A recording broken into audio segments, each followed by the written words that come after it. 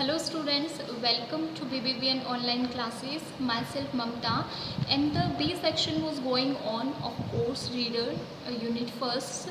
So the adventure of मैसन, कि किस तरीके से वो मैसन जो है वो ग्रेनेडा में रहने वाला एक छोटा सा मजदूर है, मिलता है एक स्ट्रेंजर से जो कि उसको मिडनाइट कॉल करता है, उसके लिए एक वॉल्ट बनाता है, ठीक है, एक हवेली में बहुत ही बड़े घर में, और उस वॉल्ट में किस तरीके से मनी को छुपाता है और वापस पता नहीं होता कि वो घर कहाँ है, कैसे है, तो अपनी लाइफ ईयर बाय ईयर वो ऐसे ही पुअर वे में जिए जाता है।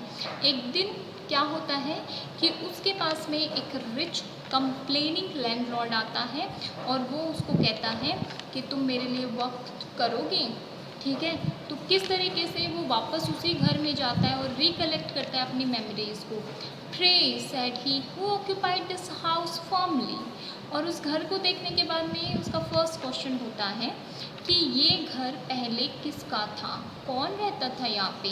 अ pest upon him cried the landlord, it was an old miser who cared for nobody but himself। एक ऐसा इंसान जो कि बहुत ही कंजूस बूढ़ा आदमी था, किसी की परवाह नहीं की उसने ज़िंदगी में अपने अलावा, ठीक है, यानी कि सेल्फ ऑब्सेस्ड मैन था, बहुत ही कंजूस लेकिन धनी था।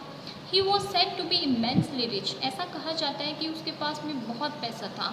ही हैड नो रिलेशंस, कोई सगे संबंधी नहीं थे। ही डाइड सडनली, अचानक से मर गया।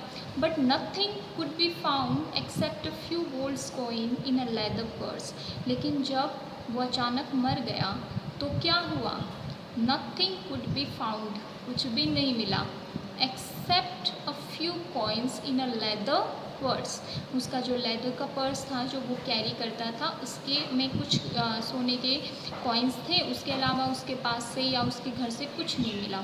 The worst luck has fallen on me, और सबसे बुरा भाग्य तो मेरा है, यानी कि उसके मरने के बाद में सबसे बुरा भाग्य किसका हुआ, उस लैंडलॉर्ड का। For since his death, people pretend to hear the clinking of gold all night in the chamber where the old miser slept। फिर से देखते हैं।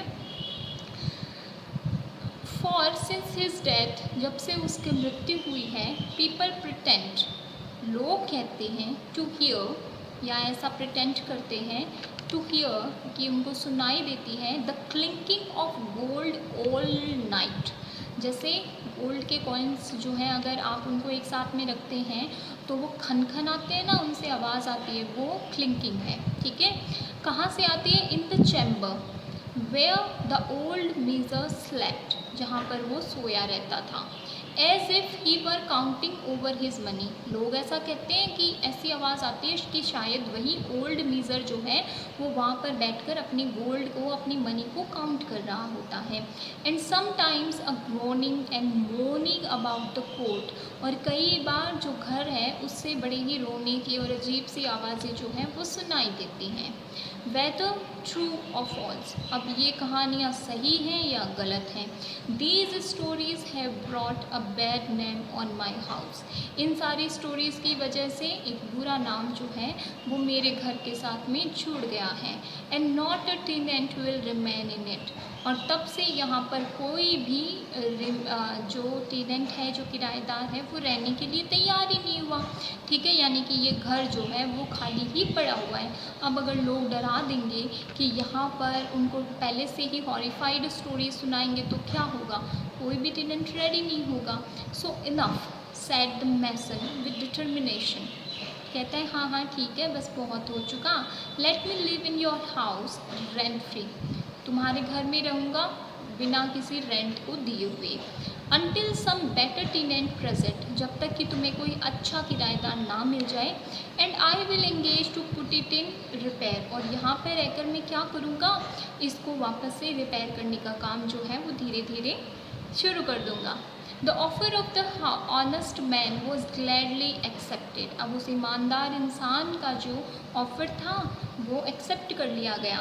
पहला कि एक टेनेंट मिल गया, ताकि अब वो अगर रह जाएगा तो बाकी के लोगों को भी वो कह पाएगा कि कोई कोई आवाज़ें नहीं आती है, कुछ नहीं आती है, लोगों ने अफवाहें फैला रखी है, देखो ये भी तो रह रहा है। और दूसरा, उसका हाउस भी धीरे धीरे फॉर फ्री रिपेयर हो जाएगा। He moved with his family into the house and fulfilled all his engagement. और फिर वो अपने पूरे परिवार के साथ में उस घर में शिफ्ट हो गया और उसने अपने जितने भी इंगेजमेंट्स यानी कि जितने भी बातें उस लैंडलॉर्ड से की थी वो सारी धीरे धीरे करने में लग गया, यानी कि उसने रिपेयर करना शुरू कर दिया। Little by little he restored it to its former state. और धीरे धीरे जैसे जैसे रिपेयरिंग का काम होता गया, जो घर है वो वापस जैसा पहले दिखता था वैसे ही दिखने लग गया। The clinking of gold was no more heard at night. अब जो है सोने के कॉइन्स की जो खनखनाहट की आवाज़ थी वो रातों को सुनाई नहीं देती थी, but began to be heard by day in the pocket of the living mason. लेकिन वही खनखनाने की आवाज़ गोल्ड के अब कहाँ से सुनाई देती थी? जिंदा मैसन की पॉकेट में से, ठीक है। यानी कि वो क्या होता जा रहा था? धीरे धीरे रिच होता जा रहा था। इन अदर वर्ड्स, और अगर दूसरे शब्दों में कहें, he increased rapidly in wealth. धन संपदा में उसने बहुत ही प्रगति करी। To the admiration of all his neighbours, उसको क्या मिला? अपने जितने भी पास के जो नेबर्स थे उनसे प्रशंसा मिली। And became one of the richest man in Granada, और जल्द ही वो ग्रेनेडा का एक बहुत ही रिच इंसान बन गया। He never revealed the secret of the vault until on his death bed to his son and heir. उसने अपने जीते जी कभी इस जो सीक्रेट था वॉल्ट का किसी के साथ में भी नहीं शेयर किया। हाँ, जब वो डेथ बेड पे था तो उसने अपने बच्चों के साथ में और अपनी जो वाइफ थी उसको इस सीक्रेट के बारे में बताया। यानी कि उसके पास में पैसा कहाँ से आया? जो उस वॉल्ट में उसने ब्यूरी किया था उसी को वो जो है वापस से खोद के उसमें से निकाल रहा था। तो ये कहानी थी एक मैसन की, एक पुअर मैसन की, कि किस तरीके से वो रिच हुआ।